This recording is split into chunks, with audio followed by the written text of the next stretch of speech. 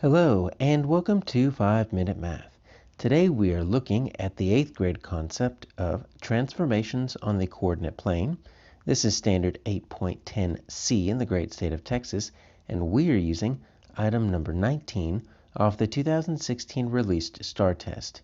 If you have not done so already, please go ahead and take a moment to pause the video, work this problem out on your own, unpause it, and we will look at our answers together. So we've got a coordinate plane here, and it says we've got the vertices of quadrilateral, P, R, S, and T. Let's go ahead and plot this real quick so we know what we're looking at right here. All right, so that's P, that's R, S is 3, 4. Okay, coming over looks maybe a square, and then 4, 2. Oh, nope, not quite a square. Looks like it's going to be a right trapezoid. All right, so we have ourselves a right trapezoid there, and it's going to be reflected across the y-axis. So it's going to be flipped across that y-axis to create PRST prime, but we need to figure out the rule. All right, well, let's do this. Let's plot some of these and see what it looks like, because we can kind of see that being flipped over across that y-axis here. All right, so we're just going to make a little table here to kind of keep track of what we're doing. All right, so we've got our original, our xy right there, and that's the 1, 2, 1, 4, 3, 4, and 4, 2. Okay, so the first transformation is x negative y.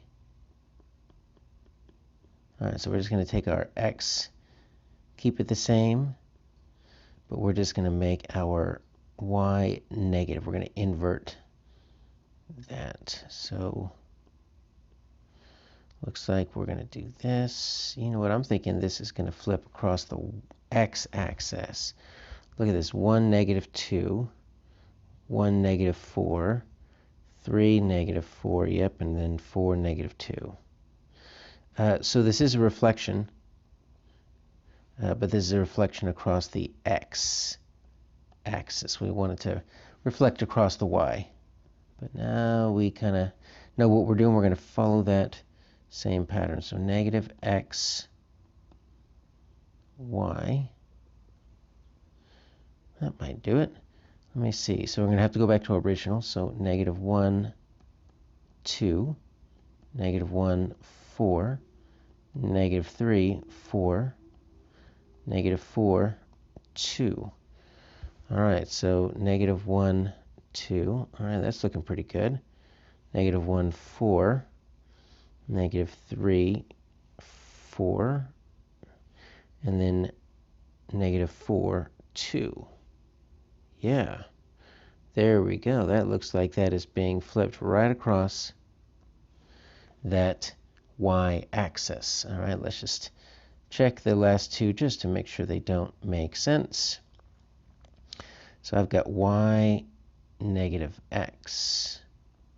All right, so we're going to flip it. So our y, 2, and then our negative x, negative 1. Our y is 4, negative 1. Our y is 4, negative 3, and our y is 2, negative 4. So I've got 2, negative 1. So they are going to overlap a little bit. That's fine. I've got 4, negative 1.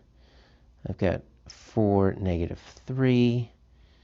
And then I've got a 2, negative 4. Looks like we've rotated it here. See how we've kind of rotated it 90 degrees? All right, let's check this last one real quick. If we look at it over here, we've actually rotated it either 270 degrees counterclockwise, or we've rotated it 90 degrees counterclockwise. Either way, we're not needing that, and our answer here is going to be B.